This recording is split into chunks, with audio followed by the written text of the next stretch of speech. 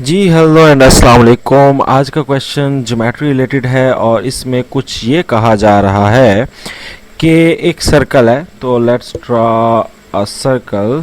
ठीक है, सर्कल है और सर्कल का आपको पता है एक होता है सेंटर और कहता है radius of a circle is 10 centimetre. अच्छा, रेडियस दिया हुआ है। रेडियस, लेट्स सपोज रेडियस क्या होता है, सेंटर से लेकर किसी भी एक साइड तक फासला। तो ये मैंने एक लेट्स सपोज ये बना लिया एक रेडियस। ठीक है, एंड कहते हैं length of one of its chord. कहता है एक कॉर्ड है और उसने उस कॉर्ड के बारे में कुछ बताया नहीं है, बस ये बताया कि उसकी लेंथ 12 सेंटीमीटर है।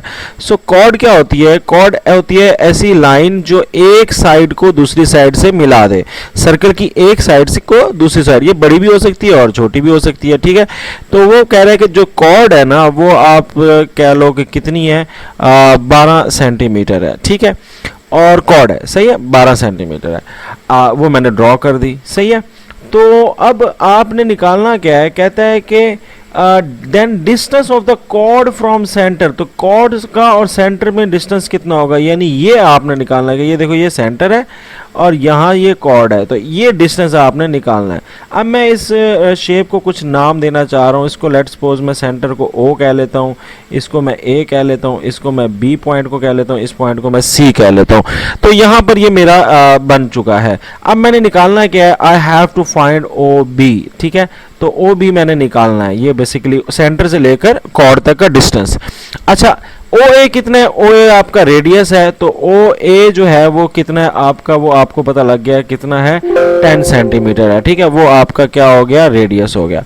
अच्छा, अब चूंकि सेंटर को से सीधा टकरा रहा है किस में, कॉर्ड में ना, तो इसका मतलब ये है कि ये इसको हाफ काटेगा। तो पूरी कॉर्ड कितने सेंटीमीटर की है, 12 सेंटीमीटर की है, तो हाफ कॉर्ड यानी AB कितना होगा, तो आप लिखोगे AB इक्वल है, यानी ये वाला जो पोर्शन है ये इक्वल है, हाफ है ना, तो 12 सेंटीमीटर था, पूरी लाइन 12 सेंटीमीटर, तो हाफ कितनी होगी, 6 सेंटीमीटर। और ये आपको पता लग गया कितने, 10 सेंटीमीटर, और ये आपने फाइंड आउट करना है। ठीक है, तो ये आ गया हमारे पास 6 सेंटीमीटर।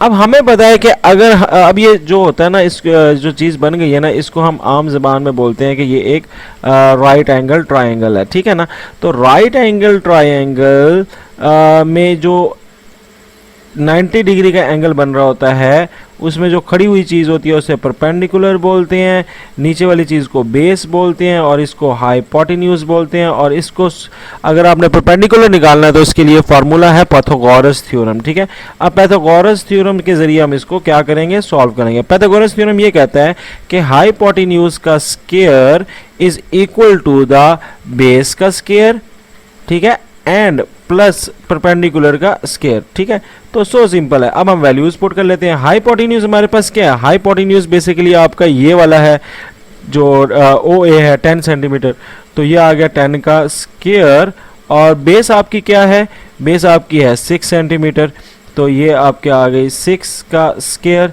और परपेंडिकुलर आपने बेसिकली निकालना है OB, वही आपने निकालना है, तो OB को मैं OB ही रहने देता हूँ। अब इसका स्क्वायर ले लिया तो ये कितना आ गया, ये OB का स्क्वायर आएगा। ठीक है, तो 100 और 6 का स्क्वायर क्या होता है, 36, और ये OB का स्क्वायर वैसे का वैसा, और ये आ जाएगा माइनस हो जाएगा 36 इधर आगे, तो 100 माइनस 36, और ये किसके बराबर आ जाएगा, OB के स्क्वायर के, और ये माइनस करोगे कितना होता है 64, और OB का स्क्वायर। अब स्क्वायर खत्म करने के लिए आप क्या लोगे, अंडर रूट यानी square root on both side, और ये स्क्वायर रूट से कट गया। और 64 किसका स्क्वायर रूट होता है, 8 टाइम्स 8, तो 8 का स्क्वायर आ जाएगा और स्क्वायर रूट से कट जाएगा।